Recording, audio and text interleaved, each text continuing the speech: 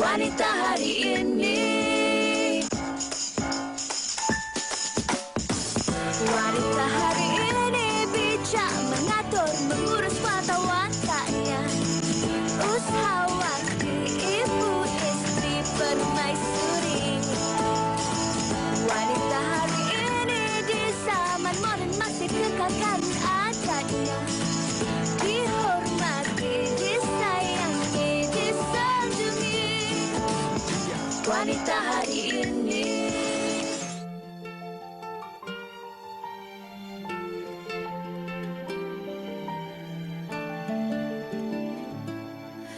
Telah kuungkapkan semuanya, perasaanku ini terhadapmu yang sering dikekang keadaan.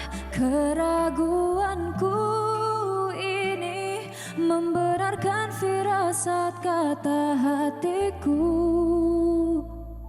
Mengapa harus ku dipersia dan terhukum? Jiwa meronta derita, naluriku berkata, untuk apa ku membela jika hanya terus ku kecewa seperti ini.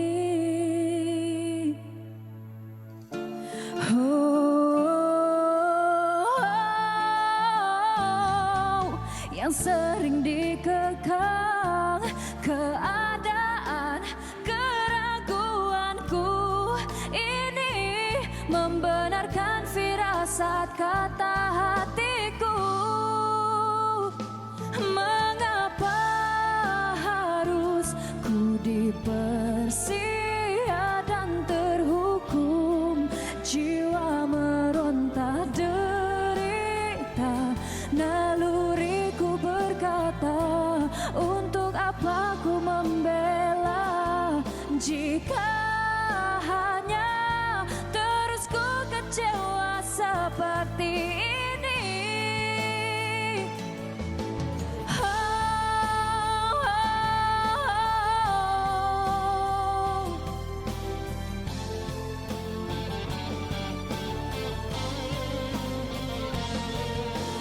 Itu dia alunan merdu Fia Julia dengan lagu seperti ini membuka tirai Wanita hari ini, hari Rabu 14 Oktober 2020. Dan selama sejam anda akan bertemankan saya Hawa Rizwana dan juga Uyaina Aisyah. Betul. Kepada anda yang nak mengetahui apakah perkembangan terkini Fia Julia, anda kena setia bersama dengan kami sehingga ke penghujung rancangan kita pada hari ini. Dan lagu seperti ini tu tadi tu kan mendapat 3.4 juta tontonan di YouTube. Cukup lagu tinggi. Baharu dia pula. Macam manalah pula. Sama-sama kita ketahui sekejap sahaja lagi. Fia akan bersama kita lagi selepas ini. Dan sebelum saya dan Uyaina kongsikan topik pada hari ini, ingin juga kami ingatkan kepada anda walau apa pun yang anda lakukan, ikut SOP yang telah ditetapkan. Sebab semalam Uyaina, kalau kita tengok kes cukup tinggi, sebanyak 660 kes. Sebelum ni kalau kita tengok Uyaina, kes 100, 200 pun kita dah rasa banyak sangat. Tapi sejak beberapa hari kebelakangan ini dah lebih 500. Kalau kita tengok pun sekarang 660 kes malam dengan 4 kematian. Betul. Dan bukan sahaja 660 kes yang merisaukan kita. 6 kluster baharu yang telah dikesan oleh pihak Kementerian Kesihatan Malaysia juga merunsingkan kita. 6 kluster itu dari Pulau Pinang, Selangor, Sabah. Dan saya ingin menyeru anda semua memandangkan kita baru sahaja memasuki hari pertama PKPB kali kedua di negara kita, buat negeri-negeri seperti Selangor, buat wilayah persekutuan dan juga Putrajaya, dan merupakan hari kedua PKPB di Sabah.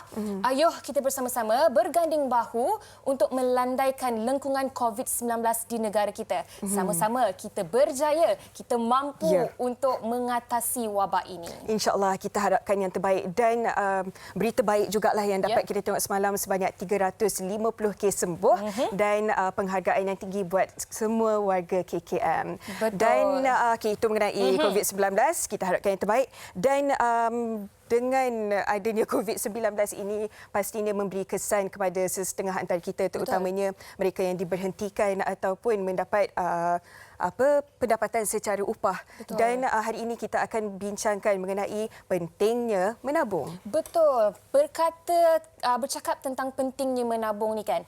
Pastinya dalam kalangan kita ni semakin risau, terutamanya bagi mereka yang tinggal di 4 kawasan yang nak maksudkan tadi. Tetapi apa yang pasti, ada satu pepatah bahasa Inggeris yang nak kongsikan bersama dengan anda tentang menabung ni. Apa tu, iaitu, beware of little expenses as small leak can sink a great ship. Bermaksud, kita perlu berhati-hati dengan perbelanjaan-perbelanjaan yang kecil, kita rasakan kecil ini. Tetapi sebenarnya ia mampu menenggelamkan sebuah kapal yang besar. Jadi, ini yang akan kami kongsikan bersama dengan anda, bersama pakar kami di studio. Jadi untuk itu, kepada anda yang sedang menonton sekarang, kalau ada sebarang soalan yang ingin diajukan kepada tetamu istimewa kami, boleh terus ke laman Facebook Wanita Hari Ini dan tinggalkannya di ruangan komen di bawah. Anda jangan ke mana-mana, kita nak berehat seketika, kembali selepas ini di Wanita Hari Ini. Wanita hari ini. Hari ini.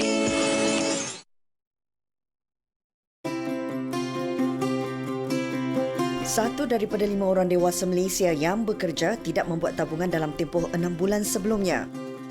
Menurut Profesor Madya Dr. Muhammad Fazli Sabri, terdapat 84% rakyat menyatakan bahawa mereka mempunyai simpanan untuk jangka masa terdekat dan akan dikeluarkan pada akhir bulan untuk menampung perbelanjaan seharian.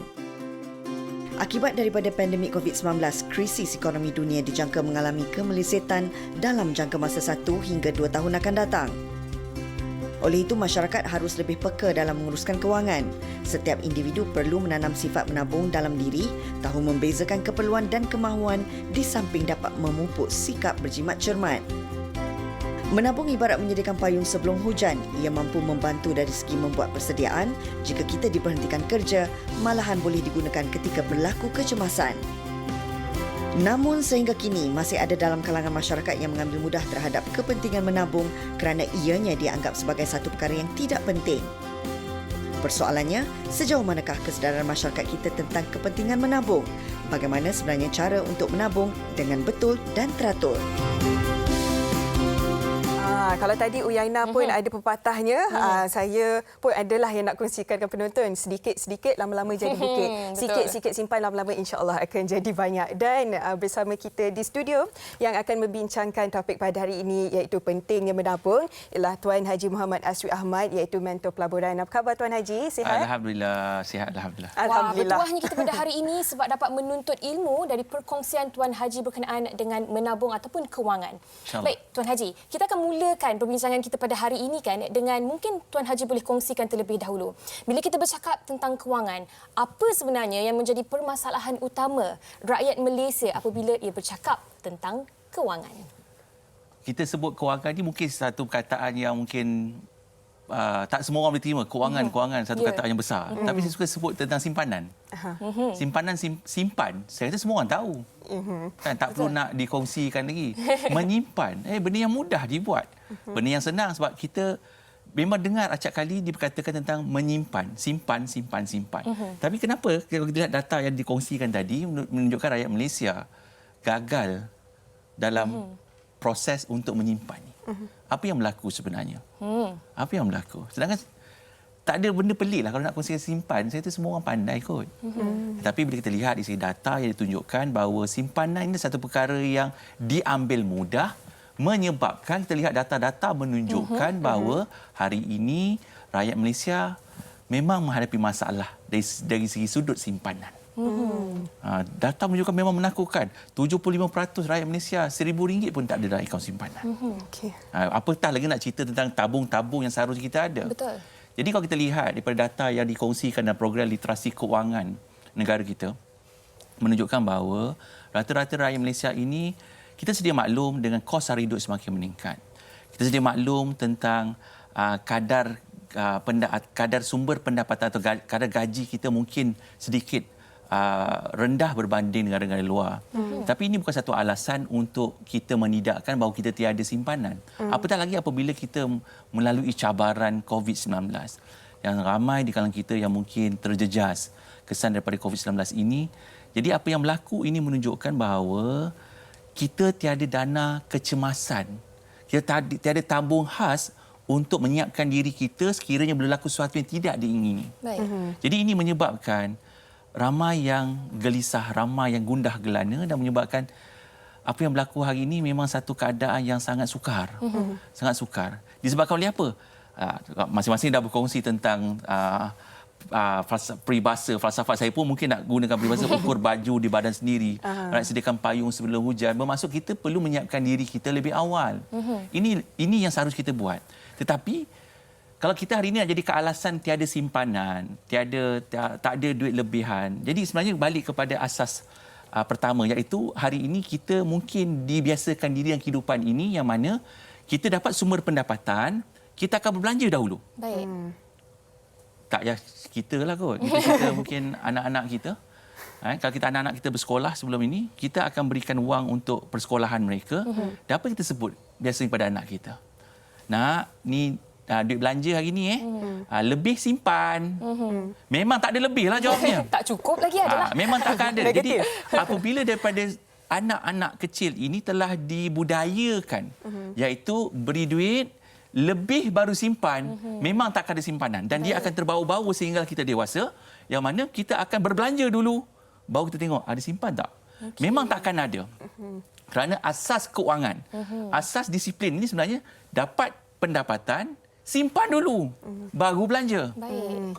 Teruja, saya Tuan Haji cakap tadi, disiplin itu saya rasa merupakan kunci kepada nak simpanan yang kukuh, simpanan yang elok. Tapi tadi Tuan Haji pun ada juga cakap yang secara amnya simpanan ni bunyi cukup mudah nak dibuat. Tetapi kalau tengok statistik, secara realitinya ramai juga yang tak menyimpan. Kenapa susah sangat untuk nak menyimpan? Dia ada beberapa faktor utama. Yang pertama bagi saya lihat adalah dari segi sudut budaya. Baik. Yang mana kita diterapkan tadi. Dari kecil, bagi duit anak, ni duit belanja, lebih baru simpan. Memang tak akan ada simpanan. Sebab kita berbelanja dahulu, baru menyimpan. Itu dah salah. Baik. Okay, jadi akhirnya dia jadi satu budaya.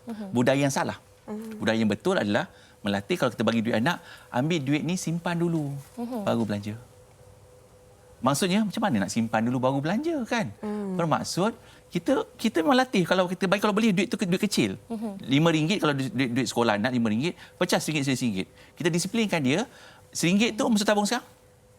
So dia akan disiplin hari-hari, kena simpan dulu baru belanja. So budaya tu akan dibawa sehingga bila dewasa. Itu yang pertama.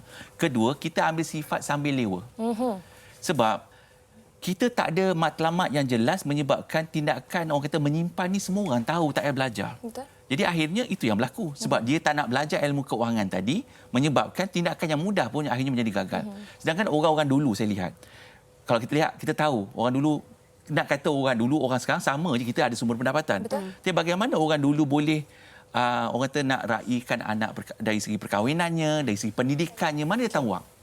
Dia dah ada tabungan sendiri yang telah dibuat. Dulu tak ada tabung. Hari ini dulu orang pakai envelope je. Duit ni simpan ni untuk anak. Ni untuk anak belajar nanti dia perlu duit. Disimpanlah. Setiap kali dapat pendapatan disimpan ni tabung anak. Yang ni untuk anak nak kahwin pun nak kena pakai duit. Kita pula nak pergi haji, umrah nak kena pakai duit. Betul. Jadi sebenarnya kita dah set lebih awal. Matlamat simpanan kita yang kita nak gunakan di masa depan. Betul. Jadi itu tak dibuat. Baik. Dan Tuan Haji, kalau kita bercakap juga tentang menyimpan ni kan, Tuan Haji dah sentuh tadi tentang budaya yang perlu kita ubah dari awal, iaitu dapat duit kita perlu simpan terlebih dahulu, barulah berbelanja. Betul. Kita nak menyentuh juga dari segi tabungannya, Tuan Haji. Untuk menyimpan ini perlu ada tabungan-tabungannya. Dan mungkin Tuan Haji boleh kongsikan bersama dengan penonton semua, apakah jenis tabungan-tabungan simpanan yang kita semua perlu ada? Ini jenis tabung izinkan saya menulis sikit boleh? Kita tulis sikitlah bagi kita aktif sikit kan. Kita bergerak. Sebab bila sebut tabung ni, betul dia bila sebut tabung, dia macam-macam jenis tabung yang kita boleh buat. Betul. Alright. Sebab tabung ni ada orang kata 10% mesti tabung A, 10% tabung B. Sebenarnya bagi saya, tabung ni inilah matlamat tadi. Baik. Iaitu yang pertama saya percaya kalau sebut tabung ni untuk diri kita mahu masa depan, first kali tabung yang ada adalah tabung kecemasan. Ini dulu. Sebab tabung kecemasan ni bermaksud sekiranya berlaku sesuatu yang tak diingini, kita ada duit lebihan yang kita boleh gunakan tanpa kita meminjam alur, meminjam bank dan sebagainya. Dan dari segi matematik, dari segi ilmu kewangan, dia kata seharusnya kita ada 3 bulan. Baik. Tapi kalau saya lihat dengan perkembangan terkini bila berlakunya COVID-19 dan sebagainya, 3 bulan tidak memadai. 6 bulan. Adakah 6 bulan memadai simpanan tabung yang ada? Juga tak memadai. Jadi? Jadi. Berapa lama First tu? dengar ni Tuan Haji. Betul. Dia first dengar sebab apa? Sebab berapa kita banyak kena ada? tak ada tabung ni. Aha. Maksud tabung ni apa? Sekiranya kita simpan, kita mesti ada orang kata sumber pendapatan. Andai kata kita ambil sumber pendapatan kita RM3,000. Bermaksud RM3,000, kalau saya katakan tadi kita perlukan untuk tempoh at least minimum 6 bulan, kita kena ada RM18,000. Duit yang tidak diusik. Ini hanya kegunaan untuk kecemasan sahaja. Kecemasan saja. Kecemasan ini pula ada kecemasan yang memang tiba-tiba. Contoh, Ya. kereta tayar pancit, pecah sebagainya. So itu kecemasan. Itu kecemasan yang tak diduga. Ada kecemasan lain mungkin tiba-tiba kita pula tak ada pelindungan takaful dan sebagainya menyebabkan akhirnya masuk hospital. Bil pula. Bil pula besar. Itu kecemasan. Baik. Tapi Tuan Haji, ada orang pendapatannya berbeza. Ada yang secara bulanan, ada pula freelance ataupun one off kan, ikut upah-upah. Jadi ada ke peratus tertentu untuk mereka simpan? Dari segi peratus ni sebenarnya saya sangat fleksibel tentang peratusan.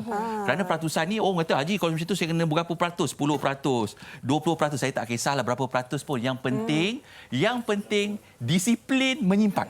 Janji simpannya. Janji simpan. Janji simpan. Ini baru bab tabung kecemasan. Barulah saya percaya yang kedua kita mesti ada tabung apa? Tabung anak-anak, tabung pendidikan. Tabung pendidikan, insurans kesihatan. Itu belum lagi tu. Belum, tu lain. Itu belum. Ini Baru tabung kedua. pendidikan. Dia belum cerita lagi tabung untuk perlindungan. Belum. Betul, okey. Benda-benda ni. Jadi sebenarnya tabung ni kita kena cipta tabung ni. Berapa jumlah saya kata kalau saya letak peratus dia kata lah gaji saya kecil 3,000 contoh atau 2,000. 10% 200 tu banyak. Betul.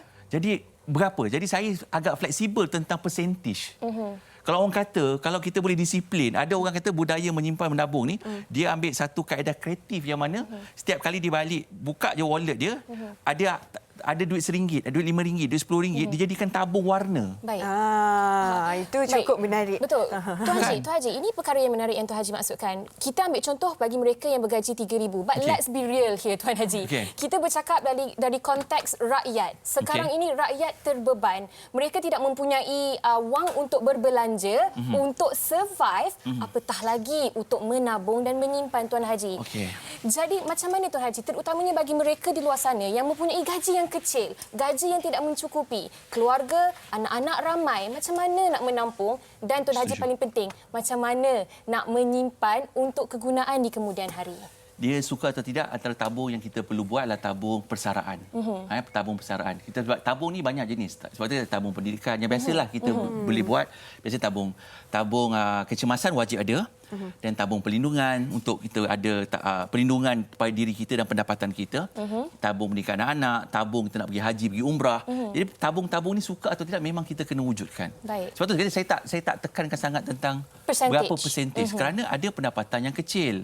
Jadi suka atau tidak, apa kata kalau kita mulakan, kalau setiap tabung tadi pun RM1 sehari. RM1 sehari, RM30 sebulan. RM30 sebulan kali dengan setahun, RM360. Satu jumlah yang besar. Mungkin bagi orang yang berpendapatan besar, RM300 apa yang boleh dapat. Tapi RM300 sekurang-kurangnya dapat membantu anak-anak persekolahan pada tahun depan. Faham? Okey, Tuan Haji, macam mana pula dengan situasi macam inilah ada mungkin dalam satu keluarga ini ibu dan juga anak dua-dua sakit dan perlukan pembelanjaan untuk mungkin ubat-ubatan ataupun kos-kos kesihatan mereka. Macam mana pula untuk mereka nak menyimpan untuk kecemasan? Dia sebenarnya bila cerita pasal sakit, perlukan ubat sebagainya, sebab tu dalam tabungan ni, dia salah satu tabungan yang kena adalah tabungan perlindungan. Iaitu kita tak tahu bila kita sakit. Tapi hari ini kita mungkin tiada pelindungan diri atau pelindungan dari segi insurans ataupun takaful pelindungan kepada kesihatan kita. Jadi bila kita masuk hospital sebagainya, kita tak ada pelindungan menyebabkan hari terpaksa keluar dana kecemasan untuk kita gunakan, sedangkan sekiranya kita dilindungi oleh produk takaful. Saya bukan nak promote mana-mana produk, tapi nak menunjukkan bahawa inilah kena jelas dari tabungan-tabungan itu persiapan diri. Jangan dah jadi baru kita nak menabung. Faham? Dah jadi macam ni COVID-19 baru kita tinggal Allah tak ada simpanan. Sebenarnya suka atau tidak kita akan lalui proses persaraan. Semua orang akan lalui proses persaraan. Maksud persaran apa? Kita tiada sumber pendapatan tapi perbelanjaan akan tetap kekal berjalan. Mana datang sumber pendapatan tu? Kalau tak menabung dari sekarang. Jadi sebab itu kena menabung dari usia muda terutamanya dan kena disiplin dan istiqamah buat. Okey, kita faham perkara-perkara yang perlu kita lakukan sekarang ni, Tuan Haji. Tetapi mungkin kita boleh guna situasi yang sama seperti yang Hawa kongsikan tadi. Ibu dan anak kedua-duanya sakit, kedua-duanya memerlukan kewangan yang kukuh. Tetapi ibu ini tadi, walaupun ada duit kecemasan, telah pun digunakan untuk membiayai kedua-dua mereka perubatannya. Betul. Tetapi macam mana Tuan Haji dalam situasi juga apabila duit kecemasan ini telah pun diguna tetapi berlaku kecemasan selepas kecemasan. Faham. Jadi bagaimana kepada kita untuk menyediakan diri kita supaya kita mempunyai sistem kewangan yang kukuh? Jadi sebenarnya dari segi kewangan ni mudah aja, dua perkara. Dia bersentuh tentang tadi lebih kita beri tumpuan kepada perbelanjaan. Ya. Jadi suka atau tidak, kita sedia maklum bahawa sekiranya kita hadapi hari ini keadaan yang sukar yang mana kita mungkin tidak cukup dengan satu sumber pendapatan. Baik. Sebab itu kita menekankan tentang sumber pendapatan kedua. Sebab pendapatan tolak perbelanjaan dia akan ada lebihan. Itu biasa yang kita buat. Jadi dengan kata lain, kita perlu usahakan sama ada kita perlu mencari sumber pendapatan kedua atau kita kena uruskan perbelanjaan kita. Dan dengan kata lain juga, kita perlu ada belanjawan diri kita. Cuba tengok hari ini balik. Alright? Berapa ramai di kalangan kita yang mungkin mencatatkan sumber pendapatan dan direkod berapa yang dia belanja minggu ni? Saya percaya ramai tak buat. Itu benda yang asas. Baik. Kita belanja memang tak rekod. Siapa nak rekod kan? Tapi kalau dari segi rekod kita tidak melihat duit keluar tu ke mana, akhirnya kita tak boleh kawal duit yang keluar tu. Tapi kalau kita dapat lihat okey dan kita dapat lihat perbelanjaan direkodkan, kita dapat kenal pasti yang mana ianya bersifat keperluan, yang mana ianya bersifat kehendak. Tambah sekarang ni pula banyak godaan atas talian. Betul. Dan di duit sini, keluar macam air je. Betul. Dan di sini mungkin terma berkira tu penting. Kita perlu berkira dari sudut keluar masuknya duit kita. Dia sebenarnya sebab kita selesa. Sebab tu saya kata kita sambil lewa. Kita selesa, majoriti. Kita selesa dengan apa yang kita ada. Jadi kita lupa yang bahawasanya akan mungkin berlaku sesuatu yang tak diingini. Dan kita jangan selesa kepada mereka yang mungkin hari ini yang masih mendapat pendapatan tetap. Mungkin mereka-mereka yang bekerja dengan sektor awam, mereka yang bekerja dengan syarikat-syarikat yang gergasi, yang kukuh walaupun COVID-19 melanda. Kita perlu ingat, kalau ia boleh berlaku seperti hari ini, ramai kehilangan pekerjaan, tidak mustahil berlaku pada diri kita di masa hadapan. Apa-apa pun memang kena beringat. Ya, jadi sebenarnya kalau kita balik kepada surah Yusuf dalam Al-Quran, Allah berfirman dalam surah ayat 47-49, memang Allah dah sebut, sebenarnya kita kena beringat, kena menyimpan. Dan kita kena pandai mengagihkan sumber yang kita ada. Kita nak tengok pula penonton-penonton wanita hari ini beringat tak, menyimpan tak? Jom kita tengok pandangan orang di luar sana. Silakan. Sangat-sangat pentinglah sebab bagi saya menabung ni untuk emergency sebab kita tak tahu apa yang akan berlaku. Contohnya macam PKP, kita tak ada pendapatan sebab kita tak boleh keluar kerja. Setiap orang perlu ada tabungan masing-masing sebab kita tak tahu what's going to happen in the future. And also macam sekarang ni sebab kita dalam situasi COVID-19 ni banyak yang hilang pekerjaan, mungkin ramai yang susah, tak ada income, mungkin nak start balik, nak bekerja balik agak susah untuk dapatkan income yang stable. Sarah ada few bank account which is bila gaji duit apa-apa duit yang masuk Sarah akan bahagikan berapa persen dekat akaun ni supaya untuk simpan dan berapa persen untuk zakat, berapa persen untuk tax. Jadi semuanya Sarah dah separatekan awal-awal supaya benda tu kita tidak belanja ikut nafsu. Kalau let's say saya dapat satu payment menyanyi lah kan, saya akan allocate sikit amount daripada duit tu untuk saya simpan dalam tabung saya lah. Contoh, saya dapat 300, saya akan simpan mungkin 200 dan 100 tu mungkin untuk saya shopping. Saya masih lagi seorang pelajar, jadi allowance yang parents saya bagi, ibu bapa saya bagi tu saya ambil sikit untuk letak dalam akaun simpanan saya. Menabung secara paksa. Saya akan ambil satu arahan bank, potong sebanyak ini setiap bulan. So dia akan simpanlah. Saya ada tabungan untuk anak saya, tabungan untuk isteri saya, tabungan untuk diri saya sendiri dan juga tabungan untuk masa depan saya. Suka beli apa yang saya tak pernah dapat. Setengah orang dia suka saving untuk kahwin ke apa kan. Tapi matlamat orang lain-lain. Untuk emergency case lah, macam saya cakap tadi, macam PKP, macam kalau kita kita tak tahu benda nak berlaku, family kita sakit, masuk hospital ke, diri kita sendiri. So benda-benda ni semua menabung ni sangat penting untuk emergency case. Adalah untuk diri Sarah juga. Kadang-kadang mungkin bukan kita, mungkin benda yang kita simpan, mungkin duit yang kita simpan tu berguna pada orang lain. Mungkin kadang-kadang ada orang yang lebih susah dan kita sekurang-kurangnya kita dapat bantu. Setiap orang ada matlamat yang berbeza, tujuan yang berbeza sebab apa mereka menabung. Yang penting menabung dan paling penting juga disiplin. Betul tak, Yana? Betul. Bercakap tentang mempunyai tujuan dan matlamat juga mempunyai cara yang berbeza dalam menabung. Tak dilupakan juga, kita semua ni mempunyai periuk nasib yang berbeza-beza juga, Tuan Haji. Yang bila kita bercakap dalam konteks terutamanya bagi 4 kawasan yang terkesan oleh PKPB ni, Tuan Haji, bagaimana sebenarnya mereka yang sudah kehilangan pekerjaan, yang jatuh terduduk, yang tidak tahu bagaimana sebenarnya cara ingin memulakan semula. Kalau dalam bank tu, duit semakin berkurangan, bukan semakin bertambah. Jadi mungkin Tuan Haji boleh memberikan satu cadangan mungkin kepada solusi untuk permasalahan ini. Jadi kalau kita lihat, mungkin ramai terkesan dengan COVID-19 dan kita bersimpati dengan apa yang berlaku pada hari ini dan kepada mereka yang mungkin mengalami kesukaran. Mereka memerlukan ketenangan dahulu. First of all, dia kena tenang. Betul, saya faham bila kita mengalami kekurangan kewangan ni, hidup kita akan rasa macam ini hidup aku dah berakhir. Kan? Habislah, dah kita tak boleh nak teruskan kehidupan. Sedangkan ini adalah cabaran yang kita harus lalui. Dan langkah pertama bagi saya secara peribadi, kita perlu melihat di manakah kekuatan dan kekurangan yang ada dari sudut kewangan kita. Okey, kalau kita lihat baki semakin berkurangan, jangan kita ambil jalan pintas untuk terjebak dengan skim-skim pelaburan yang saya lihat hari ini mengambil kesempatan di atas mereka yang susah. Dan hanya mereka bukannya bertambah duit dia, malah makin kehilangan duit yang ada, baki yang ada tu makin berkurangan. Makin sikit jadi. Jadi apa yang saya nasihatkan adalah pertama, suka atau tidak, kita perlu memperbetulkan kewangan diri kita. Cari ilmu kewangan. Jangan rasa kita ego dengan apa yang kita ada, kita selesa apa yang ada ataupun kita mungkin dah hilang segalanya. Kita harus bangkit semula. Sebab setiap kehidupan kita ada liku-liku yang perlu kita harungi. Dan kita perlu melihat semula di manakah silap yang telah berlaku dan jadikan iktibar. Jadi, uruskan kewangan yang kita ada. Sebab sebenarnya dalam pilar kewangan, tuan-tuan, kita sebenarnya bercerita tentang mencipta wang, mencari wang dengan cara bekerja, dengan cara berniaga. Jadi dua ni sumber utama. Jadi hari ini kita sedang berkongsi tentang menguruskan kewangan yang kita ada. Jadi kita perlu ada ilmu menguruskan kewangan. Iaitu bermula dengan simpanan, perbelanjaan dan simpanan ni adalah topik utama dalam menguruskan wang yang kita ada.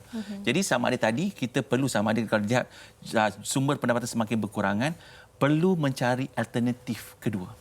Dan hari ini saya percaya orang kata nak berniaga memerlukan modal yang besar, nak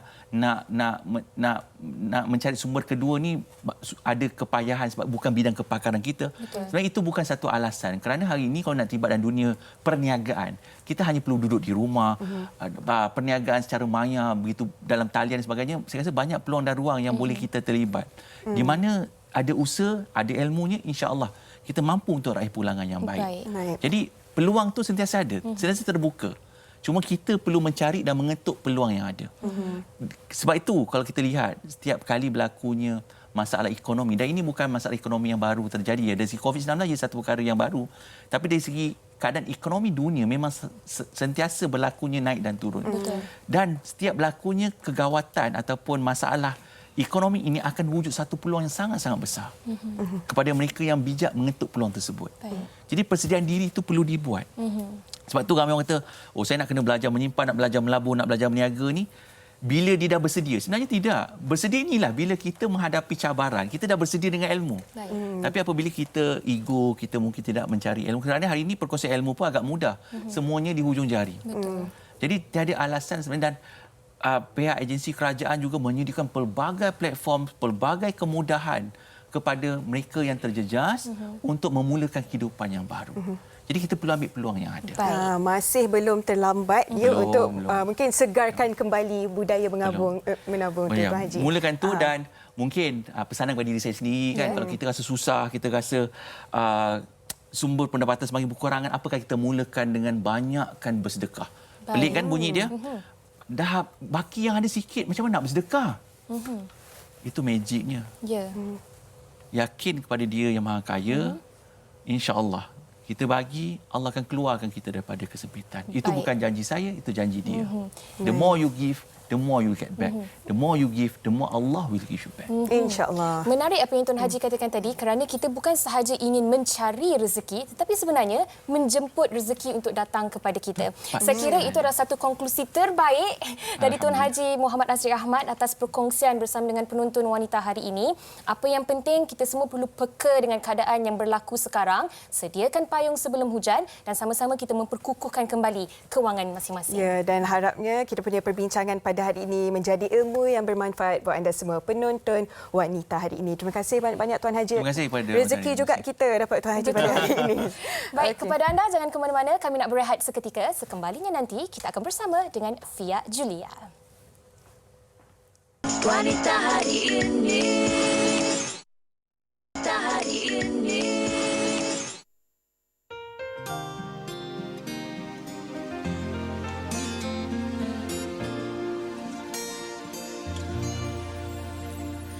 Jiwa mula memanggilmu di suatu senja yang mendung, pada sudut yang sama takkan berbeza,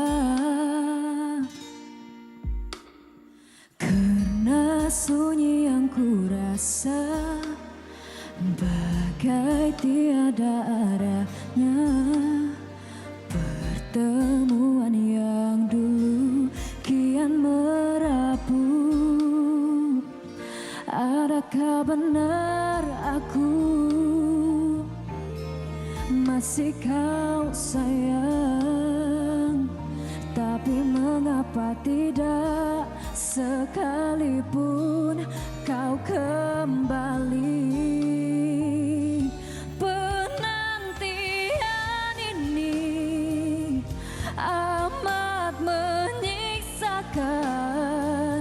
Sehingga ia memaksaku membuang kau jauh. Penantian ini telah memisahkan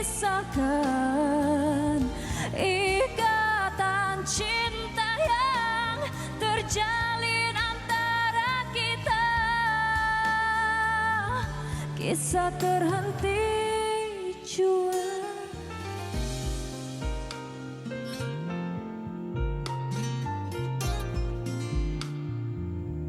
Adakah benar aku masih kau sayang? Tapi mengapa tidak sekalipun kau kembali?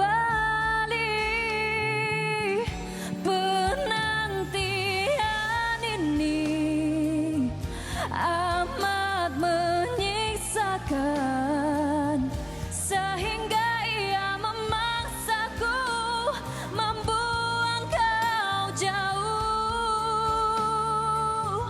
Penantian ini telah memisahkan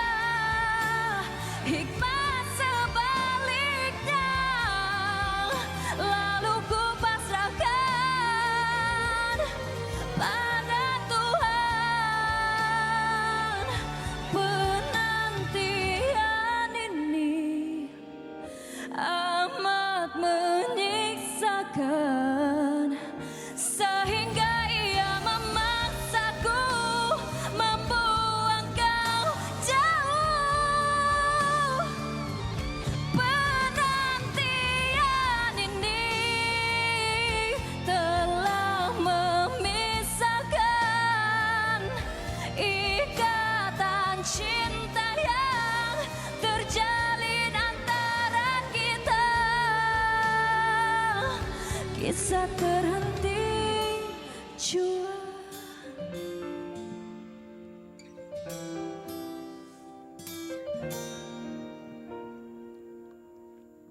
Fia, menanti siapa tu? Tak ada. Itu dia Fia Julia, apa khabar, sihat? Alhamdulillah sihat. Fia Julia dengan lagu yang baru saja rilis 3 hari yang lalu, Ya, betul? Iaitu Penantian. Ya, betul. Okey, Fia. Mungkin Fia boleh kongsikan terlebih dahulu. Sebenarnya lagu ni berkisar tentang penantian kepada siapa? Dan adakah ianya berkait rapat dengan Nampak nama Azman hidup tadi. Fia sendiri? Azman, sebenarnya Azman tu tak wujud pun. Lakonan semata. Okey. Lakonan semata. Okey, lagu Penantian ni ciptaan penuh dari Ikon Fatana dan Wan Saleh. Dan sebenarnya lagu ni mengisahkan tentang sebuah hubungan yang semakin renggang. Okey, contohlah macam kisah Fia lah kononnya. Tak adalah betul. Okey. Kononnya kisah Fia lah. Fia tengah rapat dengan seorang lelaki ni. Memang rapat lah, selalu kontak. Lepas tu tiba-tiba lelaki tu lost contact. Dia tanpa alasan tau. Dia macam tak bagi tahu Fia kenapa dia menghilang. Dia ghosting macam tu je lah. Tak tahulah Fia apa salah Fia kan. Lepas tu Fia tunggu je. Sampai satu tahap Fia macam dah tak tahan dah. Rasa macam tersiksa sangat tunggu dia. Last Fia move on lah. Fia undur diri. Walaupun sebenarnya benda tu sakit, tapi Fia move on and then Fia cari jalan untuk bahagiakan diri Fia sendirilah. Fia cerita pun penuh penghayatan juga. Betul. Fia, kalau sebelum ni lagu Fia pun ada yang rancak dan ini pula balada kan. Mencabar tak sebenarnya? Sebenarnya kalau balada, dia semua sama je mencabar sebenarnya. Berbezalah cabarannya.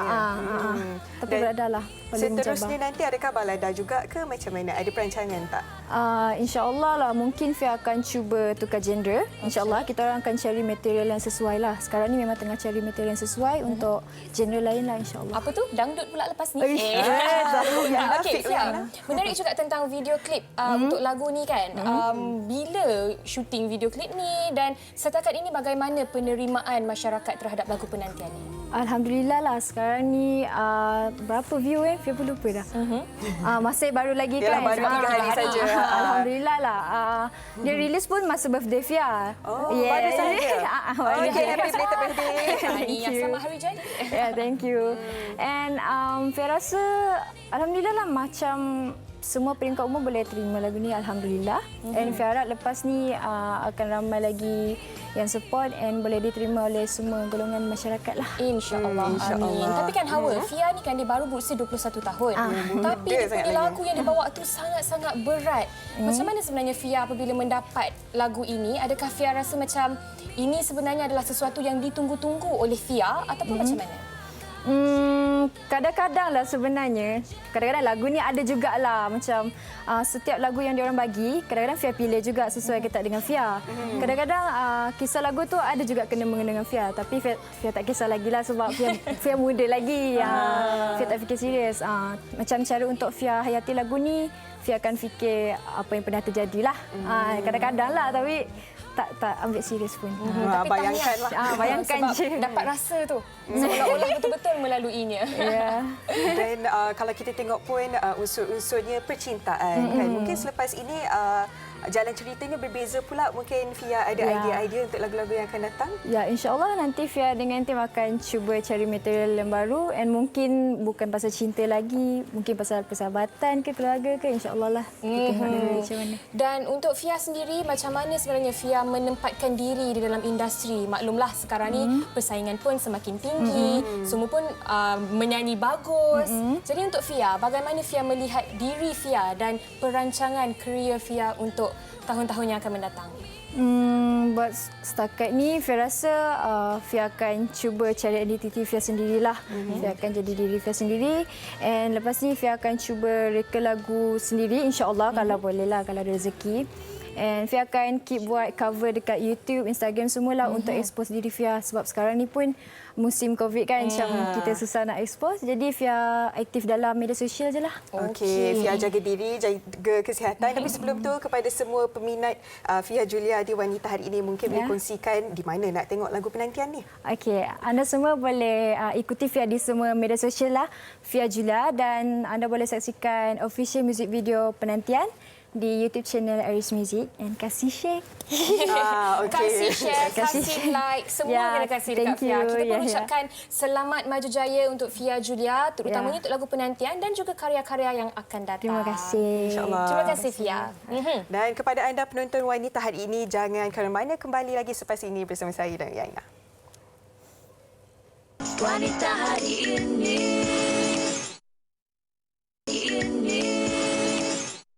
Bertemu kembali di Wanita hari ini. Terima kasih kerana masih setia bersama kami. Dan ada sesuatu yang ingin kami kongsikan bersama anda. Tahukah anda bahawa simptom-simptom demam denggi dan jangkitan COVID-19 ada persamaan seperti demam panas, keletihan dan sakit badan? Namun jangkitan demam denggi akan mengakibatkan pesakit mengalami sakit kepala, loya dan muntah. Jadi mari kita bersama melawan denggi. Okey, baik. Apa-apa pun kami harapkan perkongsian kami selama 1 jam ini bersama dengan anda semua, khususnya untuk topik pentingnya menabung, sedikit sebanyak dapat memberi gambaran kepada anda untuk bagaimana sebenarnya merancang kewangan untuk bangkit semula. Mungkin juga ada dalam kalangan kita yang sudah kehilangan pekerjaan ataupun masih lagi dalam proses mencari pekerjaan yang baru. Apa yang penting, jangan patah semangat.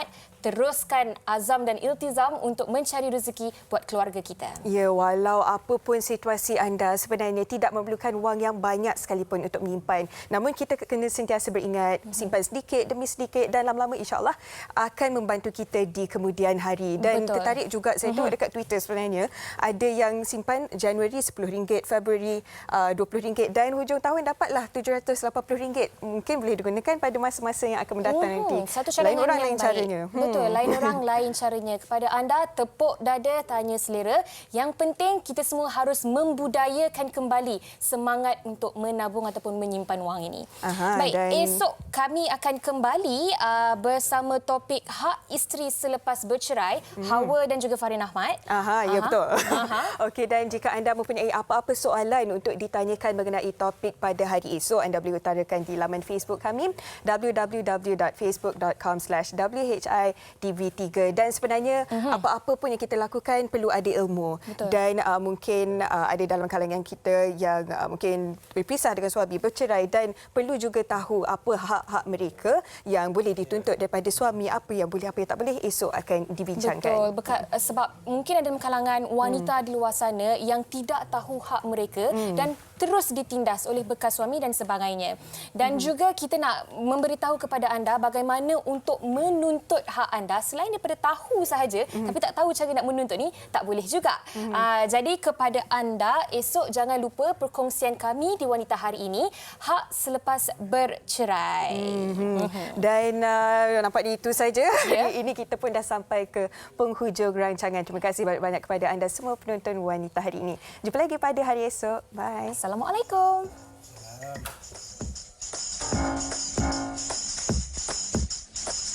Wanita hari ini.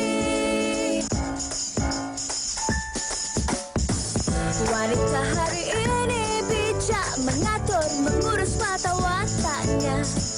Ushawati, ibu istri permaisuri. Dia Ushawati, aliran masa kini dia, penyambung warisan Sri Kandi dia. Lemah lembut, baik budi pekerti, tapi cekal hati dia, tabah berani pendidik. Puteri dalam hal jati diri dia, permaisuri kepada si suami, kepada anaknya dia ratu di hati. Tunggak keluarga, kalau bukan dia siapa lagi? Wanita hari ini bijak mengatur, mengurus mata wataknya. Ushawati, ibu istri permaisuri. Wanita hari ini di zaman moden masih kekalkan adatnya. Dihormati, disayangi, disanjungi. Dia Ushawati, aliran masa kini dia, penyambung warisan Sri Kandi dia. Lemah lembut, baik budi pekerti, tapi cekal hati dia, tabah berani pendidik. Puteri dalam hal jati diri dia, permaisuri kepada si suami, kepada anaknya dia ratu di hati. Tunggak keluarga, kalau bukan dia siapa lagi? Wanita hari ini bijak mengatur, mengurus watak-wataknya. Ushawati, ibu istri permaisuri. Wanita hari ini di zaman modern masih kekalkan adatnya. Dihormati, disayang.